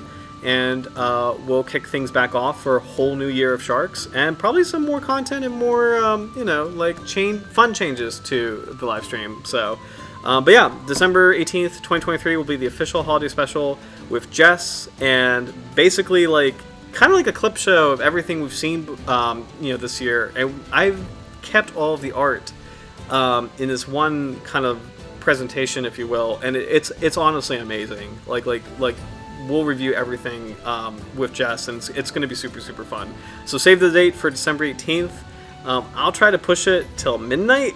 That'll be kind of cool to see if we can, since it's going to be the last stream of the year. But yeah, so let's see. And then I think that was it as far as kind of updates. Just on the side note, had a good Thanksgiving weekend, but I'm feeling kind of a little under the weather, so which is why I wanted to kind of figure out what next week's shark will be, just in case we wrap up a little bit earlier. Oh, hey, Bruce. Congrats, by the way. Final design for farm sorted out, now to find investors. Bruce, that's awesome, actually. Hey, that's going to start that. That's actually a really cool update, so congrats. So yeah, and Roy, thank you also for your excitement. I'm really excited about the holidays special as well. It's going to be a lot of fun. It'll be really cool to have Jess back, especially since Jess is also an artist. So it'll be really cool to kind of review some of the pieces we had this year with her. And it'll be a celebration of all the sharks we've covered in general. So yeah. Let's see. I don't want to end on an evolution threat. These are both downers, but I will say this sounds kind of interesting. Half a century of rising extinction risk of coral reef sharks and rays. So I do maybe want to check this out. Yeah, lots of authors, by the way. Lots of big names too. So yeah, let's check this one out actually. Because I just noticed Colin A. Simpfendorfer, that's a really big name in the shark world. I think Cassandra Rigby is also a name that I recognize. Just looking. Fami, which is really cool. Fami was on the last study that compared all the epaulette sharks, which is kind of cool. Wow, lots of names here actually. Mario Espinoza, that's Daniel Fernando. Okay, yeah, this might be a really cool study. Let's check this out. So here's the abstract. Sharks and rays are key functional components of coral reef ecosystems, yet many populations of a few species exhibit signs of depletion and local extinctions. The question is whether these declines forewarn of a global extinction crisis. We use IUCN Red List to quantify the status, trajectory, and threats to all coral reef sharks and rays worldwide. That was a pretty big study. Here we show that nearly 2/3, 59% of the 134 coral reef associated shark and ray species are threatened with extinction. Alongside marine mammals, sharks and rays are among the most threatened groups found on coral reefs. Overfishing is the main cause of elevated extinction risk, compounded by climate change and habitat degradation. Risk is greatest for species that are larger bodied, less resilient and higher trophic level, widely distributed across several national jurisdictions, subject to a patchwork of management. That is a huge problem, by the way. So, kind of to summarize that, if there's really great protection in Australia, and I'm saying Australia because we've seen a lot of great protection measures in Australia in particular, but other countries don't have as robust of a protection measure, and if a shark species is swimming in Australia and exits Australian waters and enters a different country that doesn't have those management protections, even if Australia is putting in the effort and creating these areas of protection, the minute the shark leaves that area and enters a different country, like where it's more lax, it's in trouble. So I just wanted to take a moment to shout that out, like subject to patchwork management. That is a huge problem, not just for sharks, but a lot of different marine species. But then again, sharks in particular, they are, I don't want to say unique, but they are like, since they are so big and a lot of them are so migratory, it is a problem that is particularly apparent with them. So widely distributed across several national jurisdictions and in nations with greater fishing pressure and weaker governance. Population declines have occurred over more than half a century, with greatest declines prior to 2005. Immediate action through local protections, combined with broad-scale fisheries management and marine protected areas, is required to avoid extinctions and a loss of critical ecosystem function, condemning reefs to a loss of shark and ray biodiversity and ecosystem services, limiting livelihoods and food security. So, huge study. Let's check out, since we won't have a lot of time, we'll just kind of like breeze through, kind of highlighting more so the discussion of the article. So, well, this is a pretty good graph. So, figure 1, the percent of coral reef species in the IUCN and Red List categories. I really like how they color-coded this too, by the way. So, the black is extinct. Looks like we don't have extinct animals here. Red is critically endangered, which is really bad. And look at that. It looks like the highest number of critically endangered animals is in chondrichthyes, which are the sharks, rays, and chimeras. So that's really scary. Orange is endangered. Again, chondrichthyes is really bad. Mammalia, so mammals. Hydrozoa, so that will be like corals, jellyfish, anemones, but mostly corals in this case. The yellow is vulnerable. Lots of vulnerable mammals. Quite a few vulnerable sharks and rays, chondrichthyans. Anthozoa is corals. I'm sorry. No. Yeah, I'm getting confused. Let me look this up, actually. Sorry about that. I think Anthozoa is corals. Make sure I got this right.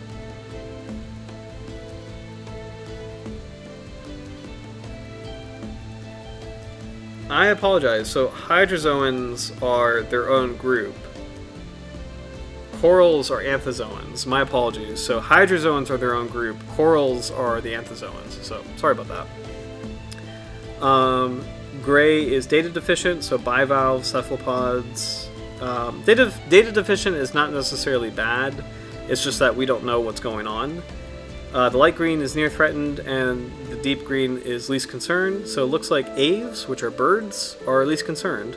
And also looks like, I'm happy to see this, Actinopterygii, so these are most of the bony fish, are actually least concerned. It's a little shocking, actually.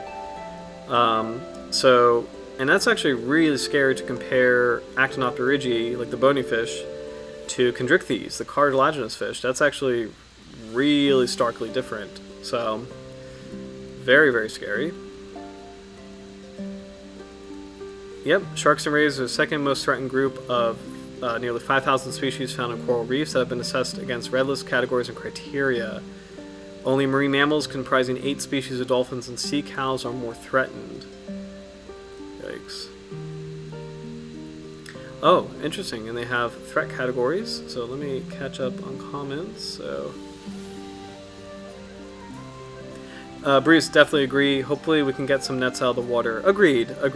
I mean, because it's just like, it really, as far as sharks go, and I know this was like not, I know this is kind of like a somewhat controversial opinion, but really, like, as far as sharks go, fishing is a huge thing, and kind of the big thing that's hitting them. But we won't go into it too much tonight, but I think I went into it more in the beginning of the year. Like, Seaspiracy, that documentary, very, very controversial in the marine science community, but it made a lot of waves, and because it really hit fishing hard, and it's, you know, is it extreme? Maybe, but at the end of the day, what really is hitting sharks the hardest. It's not that they're misunderstood, it's that they're being overfished. So mostly as bycatch, mostly as like, most shark fisheries are not targeting the sharks themselves, they're targeting other animals, but sharks are getting caught up as bycatch in those operations, and it's really the most destructive thing. So very, very controversial topic. Possibly why you don't really hear about it too much, like in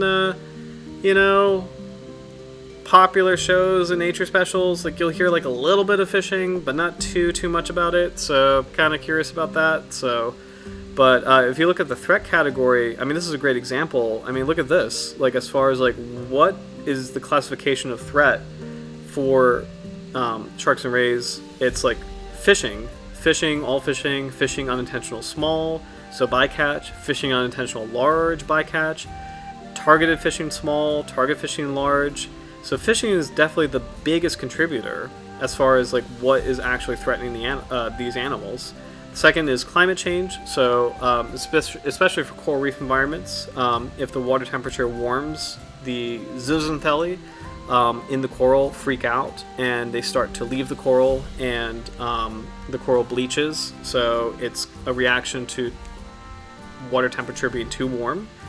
Development, so habitat destruction, and like things like if you destroy mangrove habitats to make way for like beachfront housing, or you screw up like dune habitats, which are very sensitive, or just even like commercial development, and things related to that.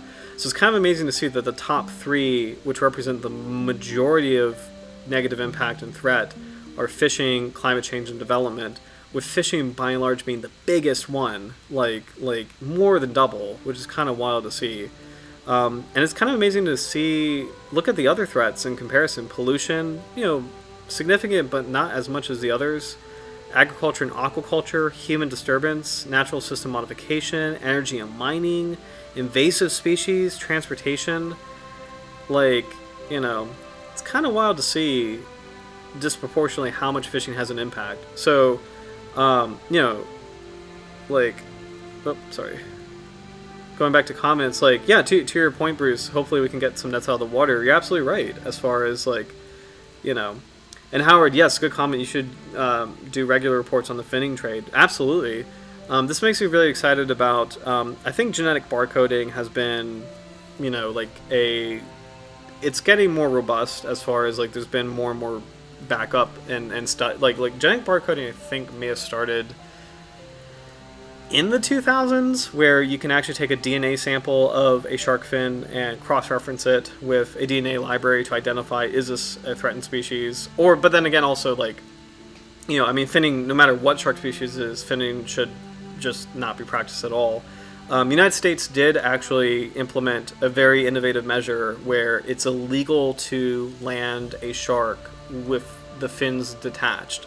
Like if you can land a shark, bring it to port, you can fin it there technically, but you cannot fin it at sea. So in that way, it is actually a way to regulate it and monitor, okay, how often is finning happening?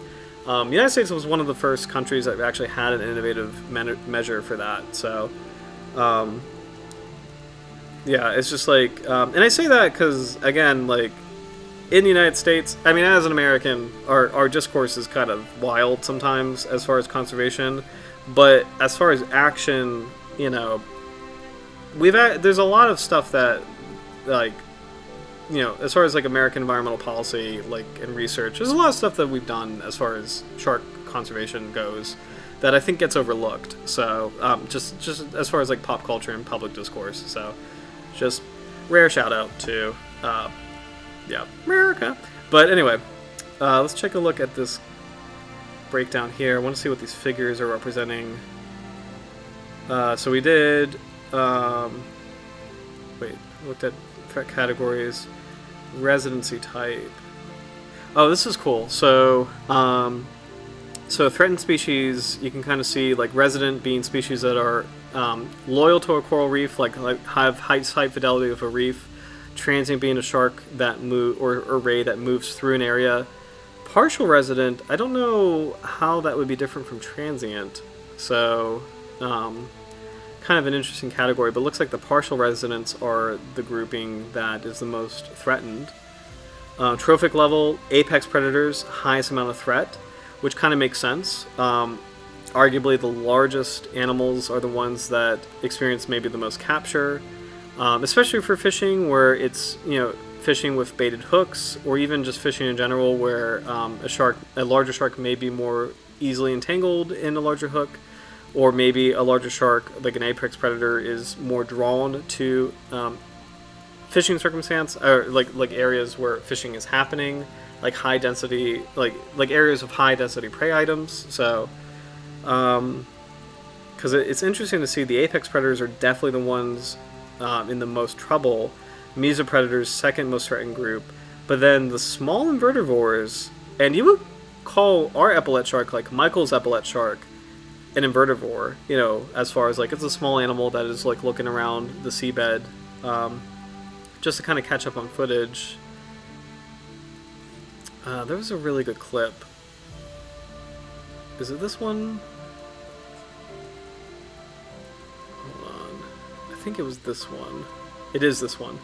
So just catching up on footage, this kind of group, you would definitely classify the like epaulette sharks as small invertebrates, where they're foraging on the seabed, looking around for smaller animals like worms, or like maybe small fish, not an invertebrate, but it's like basically like things that are going to be at the seabed or in the substrate. Like a lot of invertebrates like worms and clams and mollusks, like that's where they're going to be. So and it kind of makes sense that these particular sharks, like, they're not going to go after a baited hook. They're not going to be swimming up in the water column.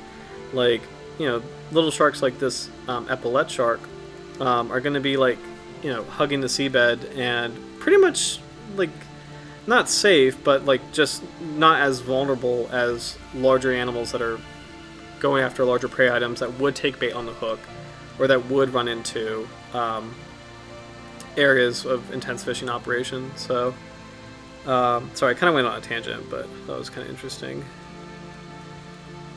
This is interesting. This final graph, D, E, and F. The effects of maximum body size in D, geographic range sizes, E, and F, lower depth limit, the probability of, okay. So it looks like the larger the shark is, the more vulnerable it is. It looks like the more countries the shark occupies, the more vulnerable it is as well. It looks like for depth, there really isn't much of a difference. This is a pretty cool set of guides, so, or a set of figures, so.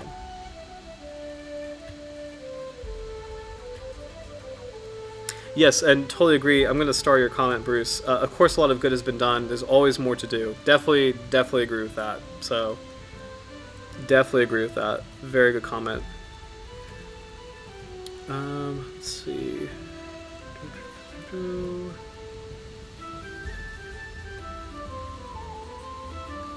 Might move on from this since we're getting a little closer to 11. Not immediately sure how to read this per se, so we'll kind of keep going just in case there's something else like this.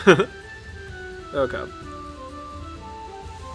So figure 4, global shark array, species richness, threat, and proportion threatened by group.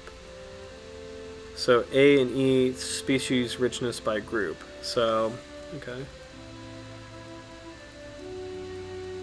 Okay. So I do want to zoom in on this. So it's kind of cool to see for sharks such a high concentration of species richness in northern Australia, Indonesia, Red Sea, my coast over here, so just kind of like the Eastern Atlantic, the Gulf of Mexico, Bahamas. Let's see. Threatened species richness for sharks looks like a higher number of threatened species are in Indonesia. India. I'm losing it. India, Indonesia, and northern Australia. Less severe in the Red Sea, a bit less severe in the Caribbean, North America. If you compare this with rays on the bottom, rays are much more highly threatened in Indonesia. And then proportion of species threatened, pretty bad in the Atlantic, in the Caribbean. Not as much as Indonesia, but that definitely kind of in I guess you would call that the Eastern Indo-Pacific, if I have that right. Or is that the Western? I forget what you would term this area, like Oceania, but what's kind of interesting, and you can kind of see this. Neither group is doing particularly well, but it's kind of interesting to see that rays, in particular, are definitely feeling more of an impact. If you compare the top and the bottom, the sharks being on the top, rays on the bottom, rays are definitely feeling a lot more conservation stress and strain than sharks. Which is interesting to think about in terms of like, why would that be the case? Is it because rays typically maybe more slow moving, more benthic as a group? I don't know. Like, I don't know why rays would be more threatened than sharks, but let's take a look at the discussion, and I'll just kind of scan through this.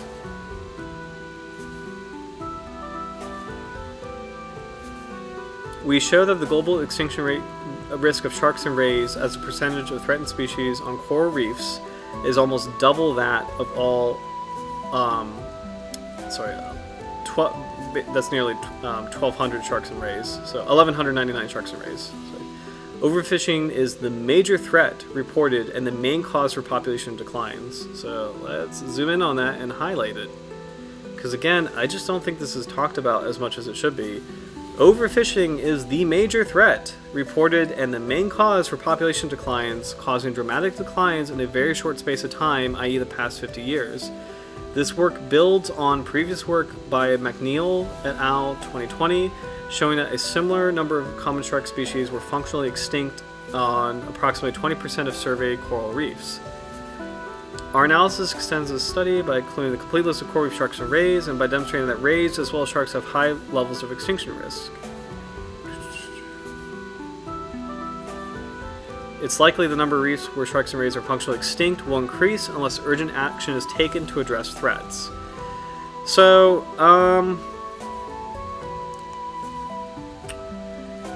this is kind of maybe a controversial opinion, but like, as far as urgent action goes, I mean, I'm like, everybody do what you think is right and what you want to do. For me personally, this kind of risk as far as seafood is concerned, and as far as fishing is concerned, it personally makes me very cautious about seafood. In my personal life, I try to avoid it where I can.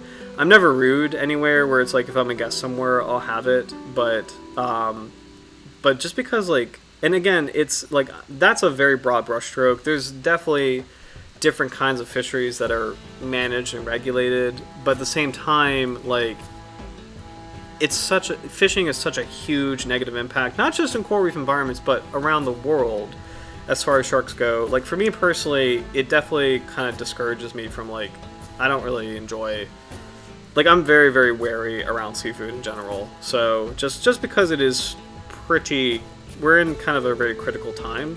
But again, I'm also like, it's tricky territory to navigate where you want to make sure that you're not ignoring, subsistence fishing or like the economic reality of seafood, where this might be someone's income. It's a very tricky territory, so I don't necessarily like, hardcore boycott anything, because it's such a complicated issue. But just for me personally, like, because fishing is the big problem as far as like, and especially bycatch as far as sharks go, it definitely just doesn't leave a good taste in my mouth, and it really discourages me personally, where I'm just very, very cautious about seafood in general, just because it has such a huge impact. So that's kind of my 2 cents as far as urgent action, as far as like, I mean, really there's incentive to be, there's economic incentive to fish, and for me personally, it's like, I don't personally need to eat fish, so I'd rather kind of put the incentive somewhere else. But it's not a one-size-fits-all thing. It's a very broad brushstroke thing. I have to be very careful how I say that, but like, you know what I mean? Like, I think I'm kind of on the standpoint of like, individuals have power. Individuals can do a lot of things as far as influencing markets and influencing demand, and just if you want to do something for sharks, and if you have the option, or if you are comfortable, maybe kind of making a change, maybe avoiding seafood or maybe certain kinds of seafood, definitely please look up like where something is sourced and is it sustainably sourced. These are interesting questions that you can incorporate in your personal life, as far as what can you do to help sharks, and like what can you do to like address some of the pressures directly, because it feels like when we read some of these things, it can feel very doom and gloom sometimes, but I just want to reemphasize that each individual definitely has power, and we actually have a lot more impact than it may feel sometimes, as individuals. So your choices and your demand do matter, and it's just interesting food for thought. But again, everybody's different, everybody has their own prerogative, so just those are my 2 cents as far as like just how I personally address just overfishing and how that is such a threat to sharks. So I will that's all I have on that. So I'll keep scanning this article, but interesting, Bruce. My opinion is a little more extreme. Everything should be switched to fish farms as fast as possible, with any actions against this change resulting in lengthy prison time. It's interesting because I know some fish farming operations are good. Some, I know there's like studies about genetic, and I don't know the details of it too much. I do have a friend who's a fisheries biologist, and I love to get her on sometime, so we can talk about the impacts of farming more, because she works with salmon in Washington State, and I think there is some debate in terms of farm fish and genetic diversity. Is there a dynamic there where if we do farm fishing, is there a risk of, I forget if it's like genetic bottlenecking. I know there's a concern with it. I forget specifically what it is, but I definitely want to get her on the stream just to talk with her more about it, because it's a field I'm not as familiar with personally. So, but yeah, I mean, like, but I know to your point, farm fishing was introduced as a way to kind of help combat overexploitation, and as a way to like have a reliable, sustainable, like, what's the word? Supply of seafood without just constantly harvesting the environment, especially as populations grow. So, yeah, I mean, I appreciate you contributing that, because it's like choices and like solutions and like things that we can do as individuals. It's a very complicated, very very complicated realm. So, but I appreciate you sharing that. So, let's see. To achieve recovery, fishing mortality from subsistence, artisanal, and industrial fisheries needs to be controlled, with the best way forward being science-based fisheries management, both traditional or Western, with strong enforcement, and increased use of well-implemented and enforced marine protected areas MPAs. So this is kind of cool. We talked about this, I think, last week too. MPAs are excellent because it's a win-win for everybody, where if you have an MPA, like a marine protected area, you protect fish that are vulnerable, and you create like a no-take zone where, I think most marine protected areas, the ideal is a no-take zone, or maybe a limited take zone. But the idea is, if you protect that area, you allow the fish to grow to their full size, you allow them to reproduce at their full potential, and basically be more fecund and have more and more fish, like breeding more and more individuals of that population.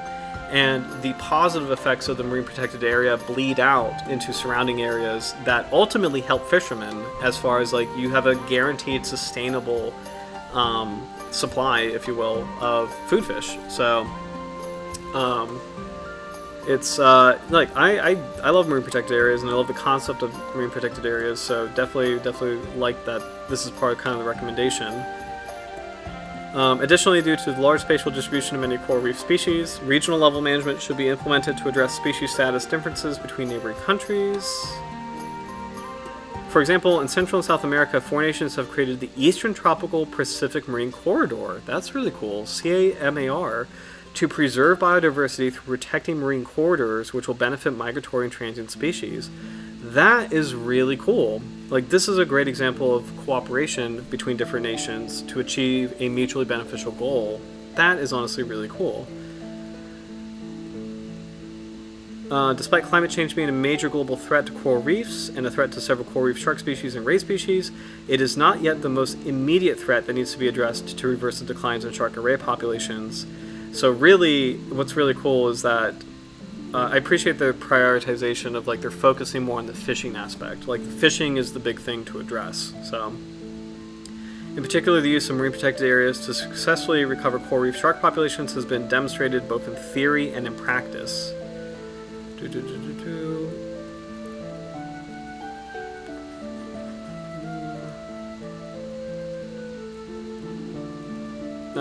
addition to fisheries management and MPA implementation, the following recommendations are required to ensure long-term survival of coral reef sharks and rays. 1. Capacity development to enable implementation of conservation actions, including fisheries monitoring and enforcement.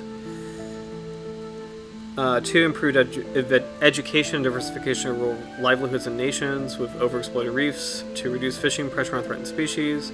And 3. Better use of trade controls to address international demand.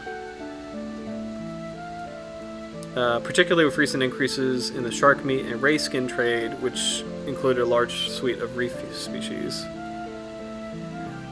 These recommendations are currently being applied to varying degrees and with varying success. The first 2 also address climate change threats to coral reefs by increasing resilience, by maintaining abundance and conserving biodiversity, and reducing human resilience on reefs through alternative livelihoods. Without broad-scale action to improve the status of sharks and rays on coral reefs, the declines in global populations reported here will continue with increasingly dire consequences for the ecosystem health of coral reefs and coastal communities that rely on them. So I do want to go back to just the top with I want to reemphasize the fishing part. To achieve recovery, fishing mortality from subsistence, artisanal, and industrial fisheries needs to be controlled, with the best way forward being science-based fisheries management, both traditional and Western, with strong enforcement. So it kind of, the strong enforcement part kind of aligns with what you were saying earlier, Bruce, about just kind of like consequences. I know, for example, I'm in Virginia, and we have the Virginia Marine Resource Commission, and oysters are a big thing here, where if you take oysters in a protected area, you are fined / you do serve some time. And that actually happened a couple years ago, because I'm in the Hampton Roads area. Someone took oysters from a no-take zone. They were fined at the wazoo for that, and I actually think they did serve a little bit of time for doing that, because it's like oysters are such like a valuable commodity here, and also like it's such a heavily depleted group of animals that like in Chesapeake Bay, it's just like it's definitely in a, like that like the species of oyster, like we have the eastern oyster, it's definitely in a perilous position, and it is receiving like there are hefty penalties if you mess with like oyster reefs, or especially oyster farms, which are private operations that simultaneously, like, you can grow oysters for your own economic, like, financial benefit, but you also kind of ultimately help the bay, because oysters do filter the water naturally, and like there's such a crucial element of like habitat here, and a crucial element of the bay ecosystem. So point is, like, there are examples. It's really cool to see, like in my own backyard even, that there are examples of like enforcement as far as like fisheries go. Even though this is an invertebrate and it's not a shark, it's really cool to see on that level that, like, yeah, I mean, this is not a game. Like, these are important marine resources that if they're not managed correctly or handled like wisely, you're gonna like crash a population and ultimately negatively impact the economy in the long run, as far as like depleting the resource in general. So I definitely support like just enforcement as far as you know, if there are regulations in place for the benefit of all, as far as fisheries are concerned and marine resources are concerned. Yeah, if people violate those regulations, I definitely support, like, you know, just because it is so severe at this point that you have to make sure that, you know,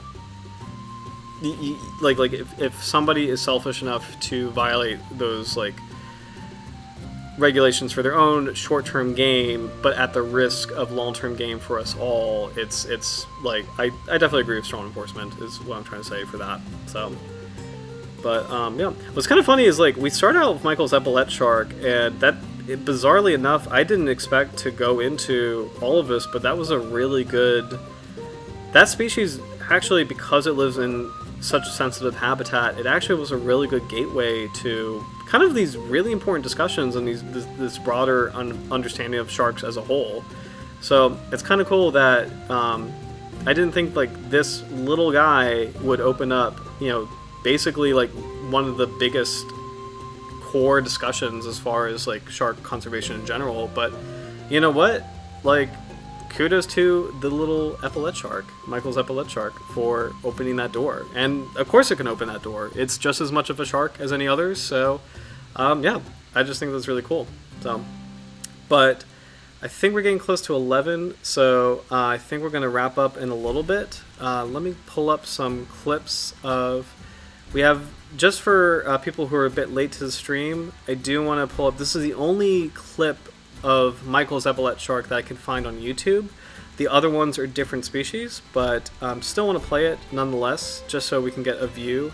It's slow motion, but you can see the classic walking motion of this species. So I just want to play this really quick before we wrap up tonight. Beautiful little guy. So, but yeah. And this was Howard's awesome art at the beginning of the stream. So I think this will be the kind of last image for the night. And yep. Roy, protect Michael's Epaulette Shark at all costs. Yes, 100% agree. I'm starring that comment. You know what? I'm starting to watch The Hobbit, and I don't know. It's got some Hobbit vibes. You know, even the smallest shark can defeat Sauron. So, but anyway, guys, thanks so much for watching. This was a really cool stream, and I appreciate you guys being here because, like, I actually was kind of like, I definitely was like physically feeling kind of like sick earlier, and just like this, like our discussion and just like, you know, shark conservation, just talk about sharks in general. I mean, it literally like it just lifts me up. So it's so cool. I actually feel a lot better, and also shout out to Honey Tea killer. But anyway, thank you guys so much. Like, you guys lift me up, and it's so cool, and I really appreciate our discussion tonight. This was a super cool stream and a really cool shark to talk about. So yeah, I hope you guys have a great rest of your week. We'll be doing our second to last shark stream in the year next week with the salmon shark. Then the week after will be our last species of the year. And then finally, the week after that will be the 2023 holiday special of Jess. So I'm super excited for that. But yeah, salmon shark next week. Hope you guys have a great night and great rest of your week. And I'll see you soon. Take care, guys. Cheers.